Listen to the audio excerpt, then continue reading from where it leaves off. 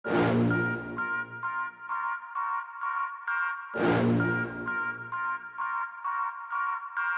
na naman, magre-reaction video ulit tayo mga kapatid, no? Ito title, no? Just Ins. Hala, tinuro na 3 mastermind sa Bilibid. President BBM, Senator Tulfo, middleman na paamin. Bantag. Yun ang title mga kapatid ng ating panonoorin mula rito sa channel ni Banat News TV. Magre-reaction video ulit tayo sa mga mainit na balita mga tol. At syempre kung trip mo yung mga ganitong klaseng reaction video, wag mong kakalimutan na mag-subscribe. Click mo na rin ang notification bell para ma-update ka pag may bago tayong video. So wag na natin patagalin to. Total wala na rin naman tayong hinihintay na. Panoorin na natin to mga tol. Ano na ba nangyayari? Ang balita ngayon. Trending ngayon sa social media, ang di umano'y balitang. Ayon sa ibinalita ng ABS-CBN, kapatid ng nasawing middleman, pumunta ng Manila nitong Sabado, si alias Marisa, matapos mabalitaan na napatay ang kanyang kapatid na si Cristito Villamor Paliana o mas kilala sa tawag na si June Villamor sa loob ng New Bilibid Prison.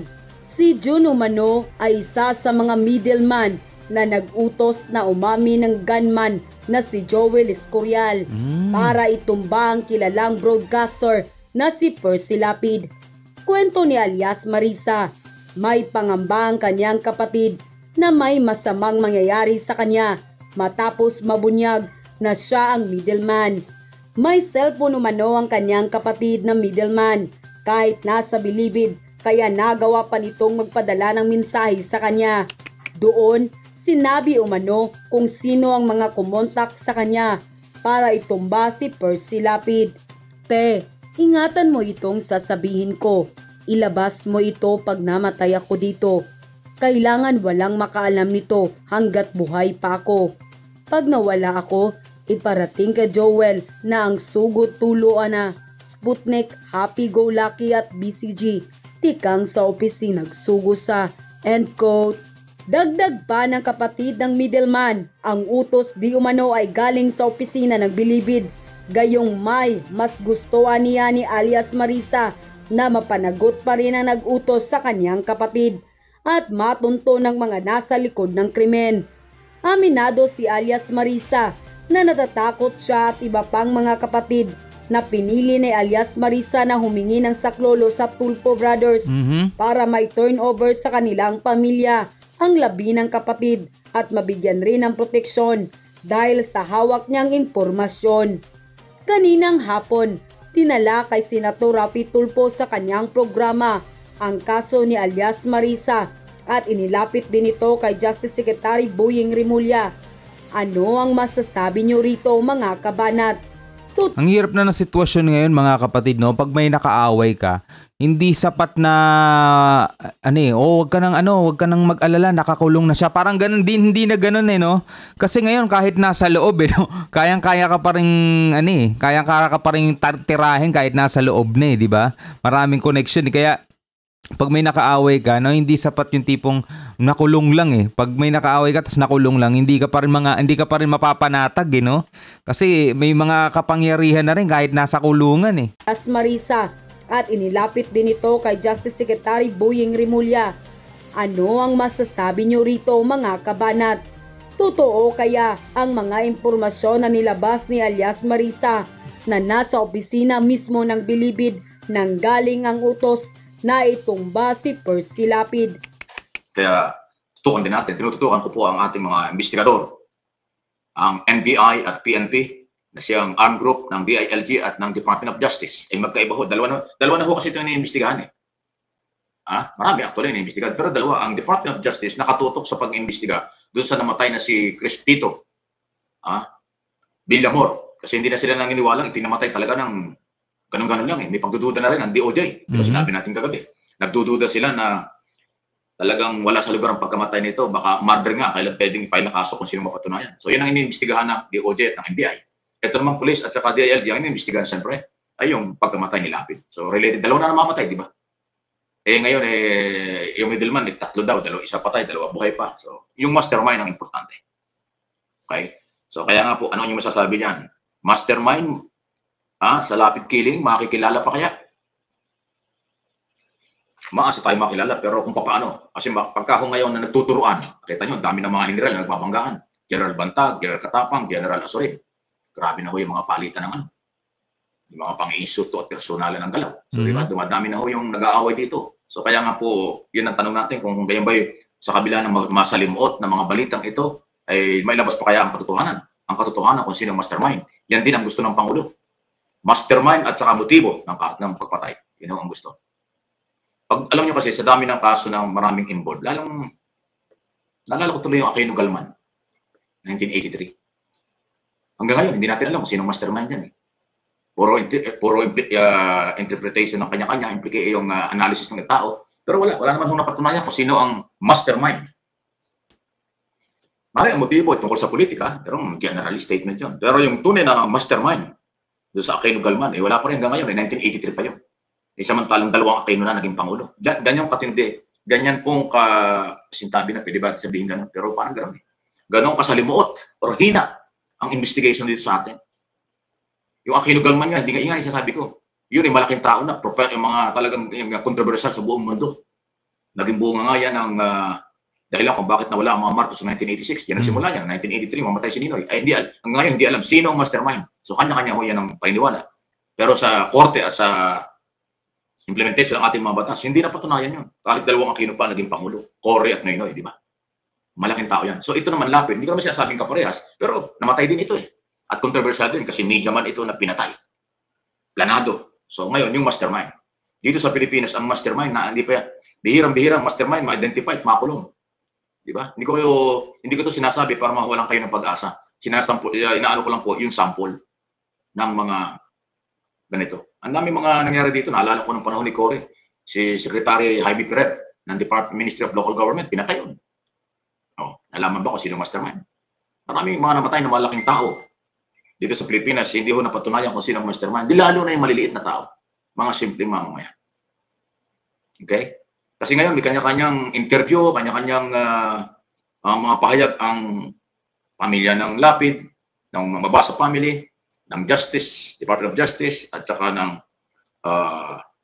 ang tawag dito, PNP. Naglalo na nga ngayon si Abalos, mabuti nga eh. Kasi si Abalos ang nag-umpisa ng lahat na ito dahil yung kanyang iharap sa media si Joel Historial na bitin yung kanyang mga interview. At lalo lang nung napasama kasi sa mga tanong niya, sinabi niya kasi na may mga middleman ay kung saan na doon. So, kaya namatay yung isang middleman sa Muntinlupa. Kasi kung itinago yung pangalan ng middleman at saka hindi sinabing nandun sa Muntinlupa, hindi mamamatay yun. Ay sinabi kasi na nandyan sa New Bilibid, nandyan sa Muntinlupa, sa loob, ang middleman. O di yun, pinatay. Pero kahit na sinabi niya dun sa interview, dapat bago pa nagpa-press bago pa nagpa-press interview mga kapatid, syempre sinabi na dapat doon kay Abalos nga, sinabi na dun sa mga kinauukulan, tapos naitimbre na agad doon sa loob na protektahan niyo tong taong to dahil person of interest to, no? Tapos bago nagpa-interview ngayon sa press, at least yung kung sino ba niyo sasabihin niya na doon sa loob, protektado na yun. Matay.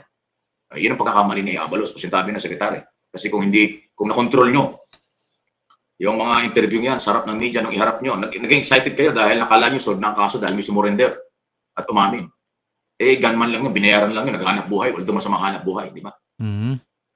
Okay?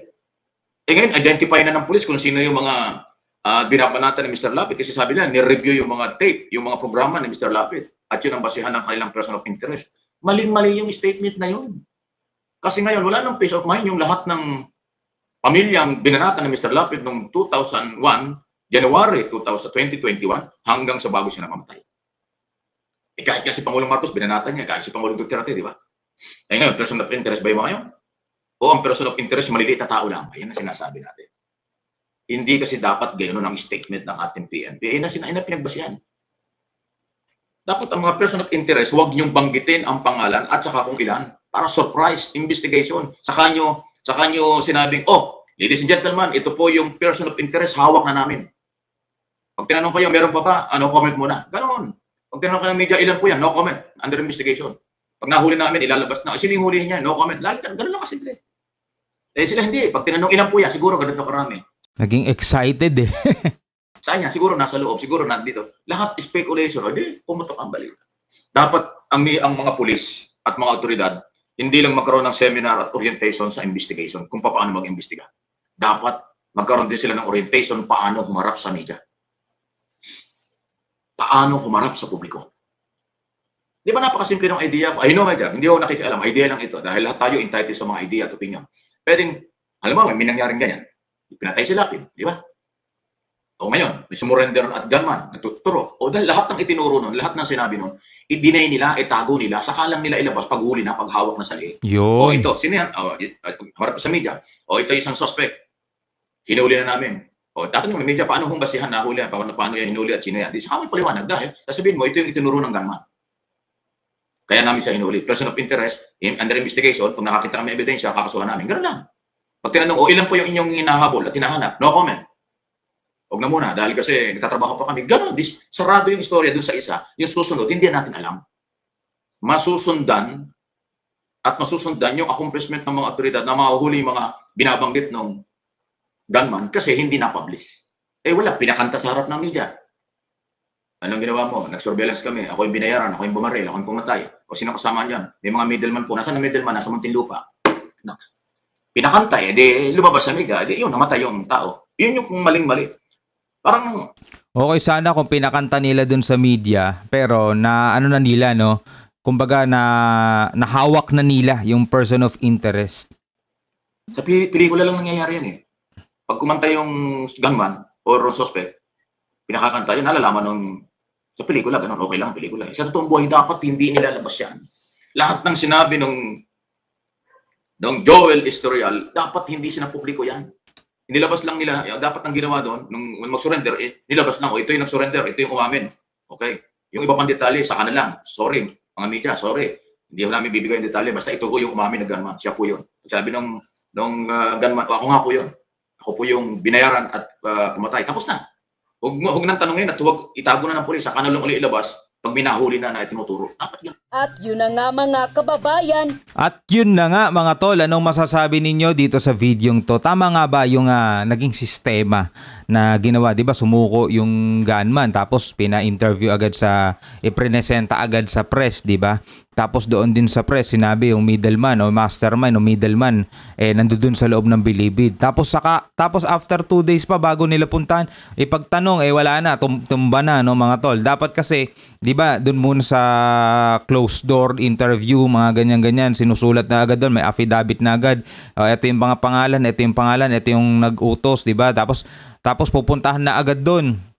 Na agad, isi-secure na agad para ito, kakailanganin kasi namin itong taong to, person of interest to, para ma-interview din, para makuha na ng statement, di ba? Tapos bago inilabas sa media, di ba? Problema, wala iba, naging, parang nag-jump, no? Pero yun lang yung sinasabi rito ni Mike Abe, mga kapatid, sa pelikula daw nangyayari yun. So ano masasabi ninyo dito sa video yung napanood natin? Comment kayo sa baba at syempre bibigyan natin yan sa susunod ng pagbasa, no? So babasahin natin sa susunod ang inyong nagiging komento mga tol. So bago tayo magtapos, konting shoutout lang muna, no? Victor G, shoutout sa'yo. Shoutout din kay Agni Gantab. Ibalik na lang po si Sir Bantag. Nako po, pag oras na natanggal yung pinaghirapan niya, mapupunta lahat sa wala.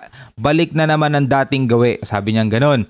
Sabi naman ni Apolonio Solarte, dapat yung madalas dinadaanan ng bagyo ay sana bigyan ng pansin ng gobyerno. Magtayo ng malaking building para doon magsilikas muna. Mia Comilas, kada taon may bagyo, dapat sana alam ng tao yan, taon-taon may bagyo tayo. Shoutout din Boy Paredes, Shobaldi, akala ko ikinanta ng mastermind, yung pala nagkwento lang, pa-shoutout po, yung nga rin akala ko Kaya nagre-reaction video lang tayo mga tol, no? Shoutout din Irish Cervantes, something fishy na naman. Shoutout Concesa Gonzaga, PBBM, take a nap, you are overworked. Kailangan talaga gawin ng presidente yan Alright mga kapatid, maraming salamat sa inyong patuloy na suporta at panonood. Sana ay nagustuhan ninyo tong video pinanood natin at mag-iwan kayo ng komento. Hanggang sa muli, ako nga po pala si Shobaldi. Peace out.